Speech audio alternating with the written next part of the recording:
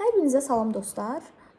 Videonun başlığından da gördüyünüz kimi bugünkü mövzunun məqsədi sizlərə sosial fobiyanın üstəsindən necə gəlmək olar və yaxud da ki, psixoloji baskıları necə saymamazlıqla yanaşmaq olar, ya da ki, bunların təsirinə necə düşməmək olar haqqında video paylaşıram. İlk öncə özümü təqdim edeyim.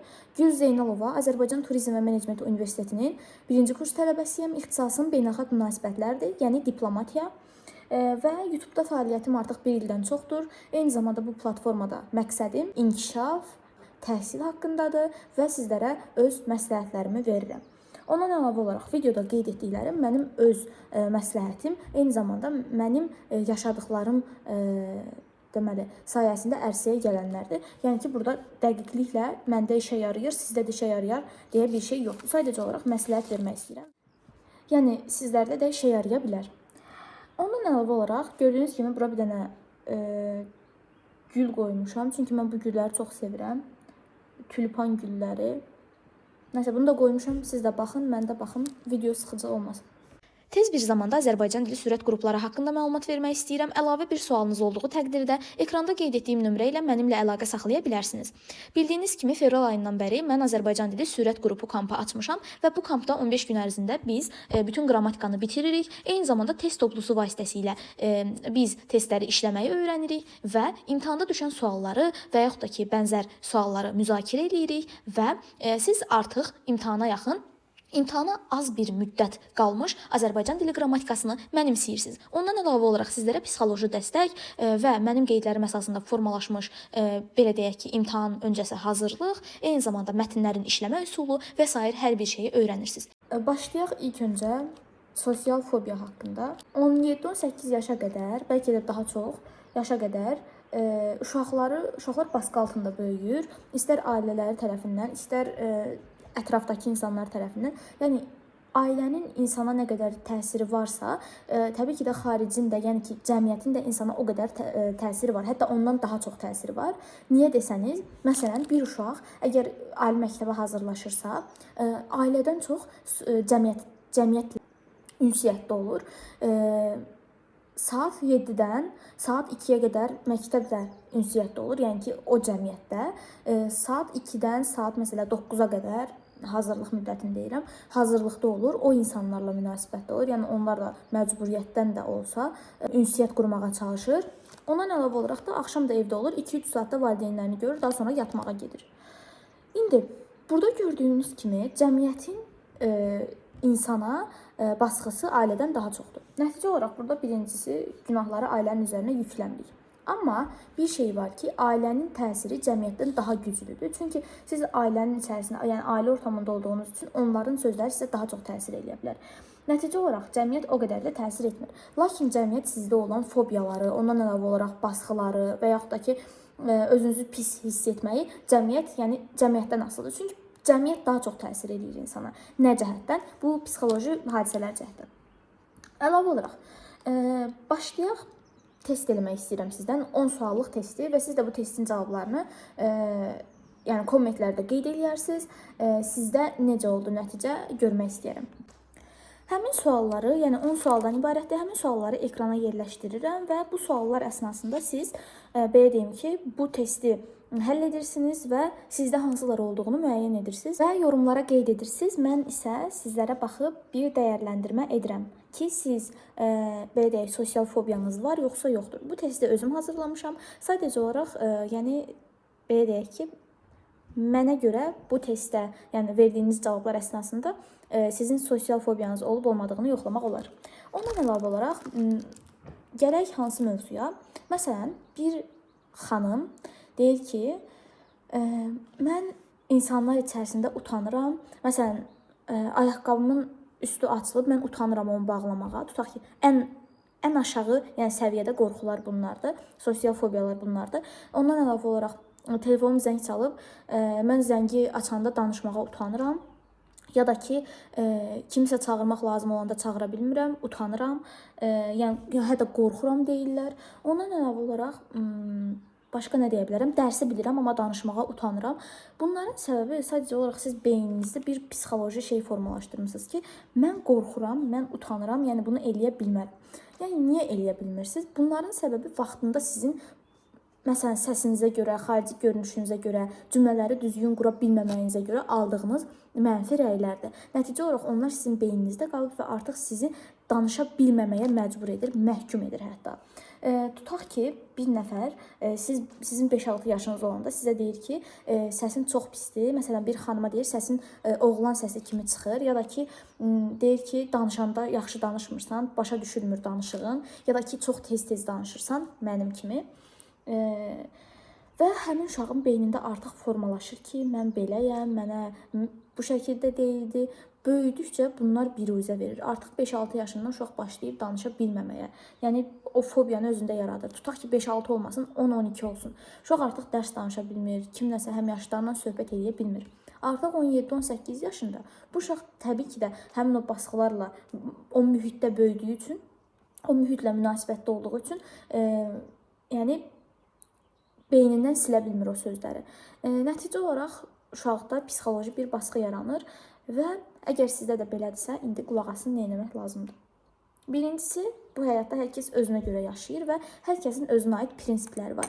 Hansı insan ki deyir ki, məsələn, mən bir hədəfim yoxdur, mən onsuz da ölürük, yəni ki, bu ölürüksə nə üçün belə şeylər etməliyik, nə üçün oxumalıyıq, nə üçün 4 il məsələn universitetdə getməlidir. Belə insan görürsünüzsə, yəni ki, bu məqsədsiz bir insandır. Mənim qarşıma bir video çıxmışdı. Mən də belə insan idim bu arada. Düzdür, sosial fobiyam çox yox idi. Var idi əslində. Dəhşət dərəcədə çox idi. Amma sonradan təbii ki də yoxa çıxmağa başladı. Necə çıxdı? İndi danışıram zaten. Hə, bir insan yadımdan çıxdı. Bir dəqiqə videoya baxım, yadımdan çıxdı nə dediyim.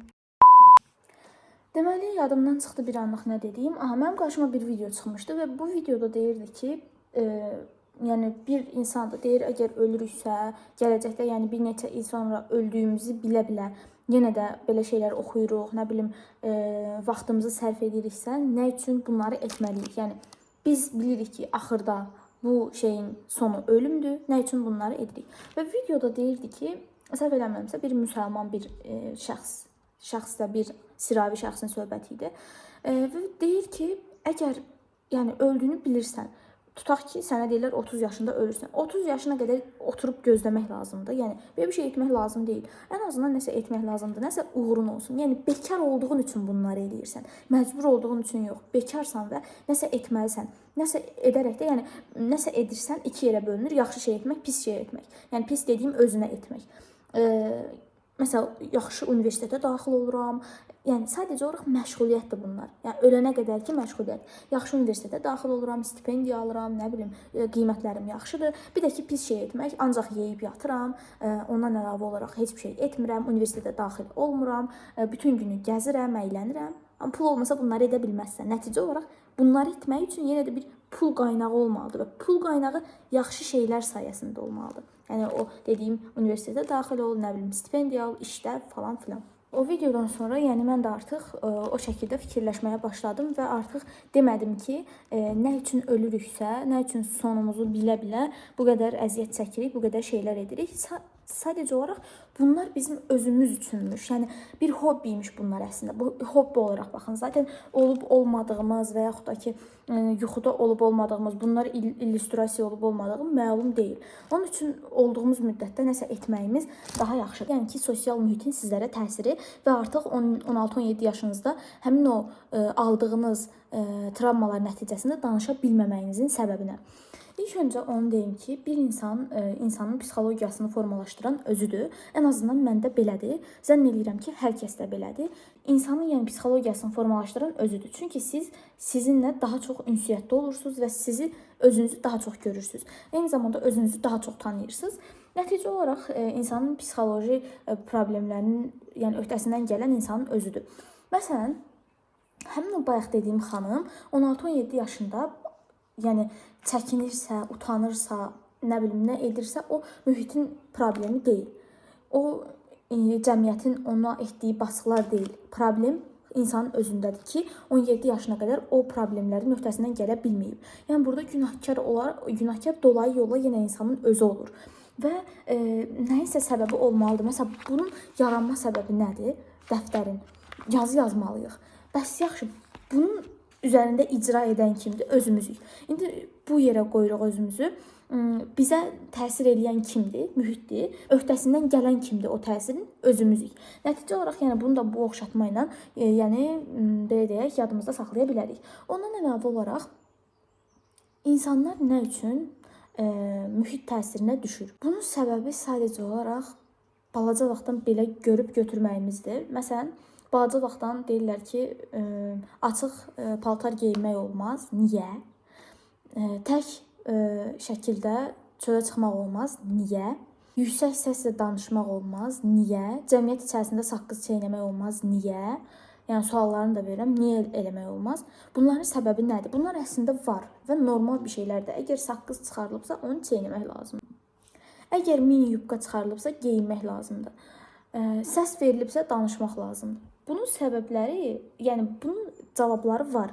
Sadəcə olaraq biz bu mühitdə böyümədiyimiz üçün və əksər insan, əksər Azərbaycanlı bu mühitdə böyümədiyi üçün nəticə olaraq bunlar onun gələcəkdə kompleksinə çevrilir. Mən məsələn 2-3 il öncə utanırdım. Nədən utanırdım? Məsələn, kimsə çağıranda ya da ki çöldə gəzəndə, hardasa gəzəndə, bu şeylərdə utanırdım. Amma indi elə bir şey yoxdur. Çünki bu fobiyalarımın üstəsindən özüm gəlmişəm. Normal olaraq kameraya baxanda deyirsiniz ki, əgər utanmırsansa niyə kameraya baxmırsan? Yaxşı edirəm, bu mənim öz qərarımdır. Məsələn, siz də bunu deməkdə çəkinməyin. Çəkinməyin. Çünki bura mənim, bax bu olduğunuz mühit mənimdir. Və siz burada dinləyici mövqeyindəsinizsə, mənim aldığım şəxsi qərarlara heç bir şey deyə bilməzsiniz. O gün video paylaşmışam. Yazıb ki, sən bir də video çəkmə. Mən də dedim ki, yaxşı, gələn səfərki videoya səni, yəni belə deyək ki, etiket eləyərəm. Görürsüz, burada nə ortaya çıxdı? Birincisi, onun yazdığına sərt cavab verdim. Sadəcə olaraq o sərt cavab vermədiyimi düşündü. İkincisi, onun yazdığı ilə zarafat elədim, ironiya yerinə çevirdim onun yazdığını. Üçüncüsü, onun fikrinə hörmət eləmədim. Sadəcə olaraq bunu elə göstərdim ki, güya etmişəm və siz də bunu etməyə çalışın. Yəni hörmətsizə hörmətsiz şəkildə cavab verin. Sadəcə olaraq yaxşı mənada cavab verin. Yəni onun yaxşı başa düşəcəyi mənada cavab verin. Nəticə olaraq da belə deyək ki, digər bir insan məni orada müdafiə eləyir ki, yaxşı eləyir, çəkir. Yəni səni heç bir şey maraqlandırmır, sevmirsənsə baxma. O da qayıdıb deyir ki, indi bəlkə də videoyu izləyirsə salam. O da qayıdıb deyir ki, əgər niyə qısqanım ki, məni deyir, niyə qısqanım ki bu xanımı? Əgər videoların şərhini açıq qoyubsa, deməli hər yəni yorumu, hər kommenti qəbul edə bilər. Uşaqlar, belə bir şey yoxdur. Əgər videonun kommenti açıqdırsa, siz ağzınıza gələni orada yaza bilməzsiniz. Çünki mən də bir şəxsiyyətəm. Bu video mənimdirsə, bura mənimdir. Bu video mənə aiddir. Sizin burada sadəcə olaraq izləyici, dinləyici mövqeyiniz var və siz sadəcə olaraq burada mənə münasibət bildirə bilərsiniz. Yaxşı və yaxud da ki, pis. Tənqid edə bilməzsiniz, təhqir edə bilməzsiniz. Yəni ki, tənqid ola bilər, çünki tənqidlər nəticəsində insan böyüyür. Yəni bunu da nə ilə bağlamaq olar? O bayaqki psixoloji şiddət, baskılar nəticəsində siz böyüyürsünüz və belə deyək, dünən məsələn hər şeydən utanırsınızsa, bugün utanmırsınız. Çünki dünəndən dərs çıxarmısınız. Yəni bu şəkildə şeylər nəticəsində insan böyüyür. Sadəcə olaraq yazdığınız üsluba, yazdığınız qaydaya diqqət etməlisiniz. Mən əvvəlki videolarda da dediyim kimi, mən özüm yəni ki, bəzi blogerlər, influencerlar olur ki, onlara sərt cavab verəndə onlar yumşaq tərzdə cavab verir və yaxud da ki, yola verir. Məndə belə bir şey yoxdur. Mənim prinsiplərim bu şəkildə deyil. Əgər sərt cavab verdinsə, sərt bir şey yazdınsa, sərt şəkildə də reaksiya almalısan. Çünki mən belə şey qəbul etmirəm. Nəysə. Və siz də bu şəkildə olmalısınız. Yəni danışdığımı boş yerə danışmadım. Nəsə dərs çıxara biləsiniz deyə danışdım ki, mühit necədirsə, siz də mühitə qarşı elə olmalısınız. Məsələn, bir söz var, zorba sözü, zorbalamaq sözü türklərdə. Bu çox yaxşı bir sözdür. Yəni, əgər qarşıdakı sizi zorbalayırsa, siz onu daha 5 qatını zorbalamalısınız. Siz bilirəm ki, yəni, bu videoya baxanların əksəriyyəti zorbalanan insanlardır. İstər xarici görünüşünə görə, istər nitqinə görə. Sadəcə olaraq siz onları boş verməli deyilsiniz. Boş versəniz, onlar sizdə psixoloji, yəni, belə deyək, takıntıya, türklər demiş, səbəb ola bilər. Siz çalışmalısınız ki, onlara o şəkildə cavab verəsiniz. Onlar sizə gülürsə, siz də onlara gülün. Deyir, bir mühitdə hər kəs gülürsə, özünüzdən şübhələnməyin. Siz də qoşulun onlarla bərabər gülün. Çünki mühit bunu tələb eləyir, yəni dövr bunu tələb eləyir. Əgər siz belə etməsəniz, hər kəsin sizə güldüyünü düşünərsiniz. Halbuki bəlkə də əlaqəsiz bir şeydir mövzu. Sadəcə olaraq siz qulaq asmırsınız. Sonra biraz da sosial anksiyete haqqında danışmaq istəyirəm. Yəni bəziləri bəlkə də bunu səhv başa düşüb. Sosial anksiyete sadəcə olaraq utancaqlıq deyil. Yəni sosial bir şey olanda deyir ki, məsələn, sosial anksiyete ondan qorxur ya da ki, deyir anksiyetem tutdu. Yəni anksiyete təkcə utancaqlıq deyil. Eyni zamanda bəzilərinə görə fizioloji, nə bilim, psixoloji qorxudur. Yəni bu qorxu, bu utancaqlıq deyil, qorxudur. Bəzilərinə görə bir sosial mühitdə olan anksiyete onun üçün dəhşət dərəcədə bir qorxudur. Yəni bir insanda sosial anksiyete tutdusa, o təkcə utanmır. O həm də qorxur. Yəni əslində sosial anksiyete ümumilikdə bu deməkdir. Ümumiyyətlə bəzi insanlarda sosial anksiyete çox rast gəlinir və bu sosial anksiyete bayaqdan da danışdığım kimi uşaqlıqdan və yaxud da ki, gənclikdən qalan bir travmalardır və artıq o mühitdə o qorxunu görəndə onun sosial anksiyetesi tutur. Yəni qorxusu tutur. Bir mühitdə tutaq ki, mən çox insan olan yerdən qorxuram. Əslində qorxmuram. 28-dən Koroğludan keçən adamım. Özünüz fikirləşin. Bir insan çoxlu insan görür, o artıq onun sosial anksiyetesi tutur. Bu nə deməkdir? Deyir, anksiyetem tutdu. Yəni çox insan görəndə artıq bu qorxmağa başlayır. Əlimin içi yanıb bu arada. Hər kəsdən qorxmağa başlayır. İnsanların onun üzərinə gəldiyini düşünür. Hər kəsin ona baxdığını düşünür. Əslində isə heç kimin vecində deyil. Yəni fərqi yoxdur, nə istəyirsən elə.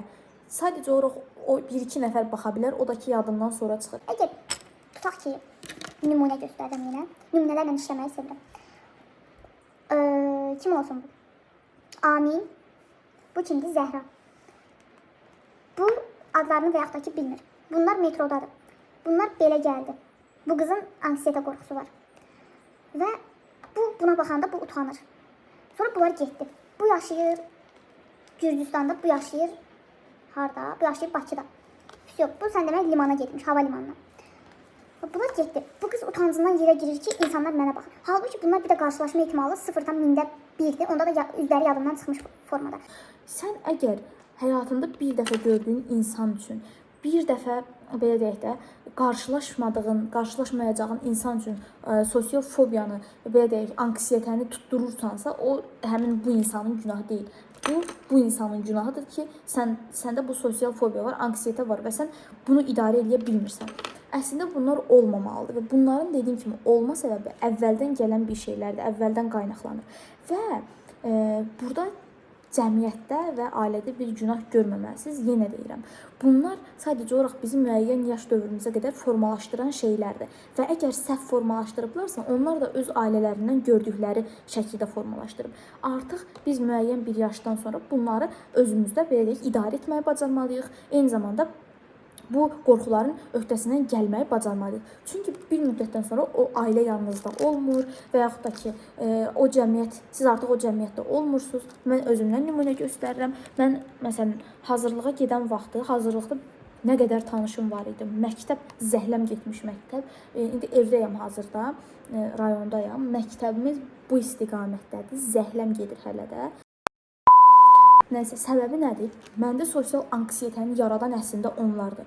Oradakı uşaqlar, sinif yoldaşlarım və yaxud da ki, aşağı siniflər, yəni o qədər də yox, ümumiyyətcə yox, sadəcə olaraq sinif yoldaşlarım.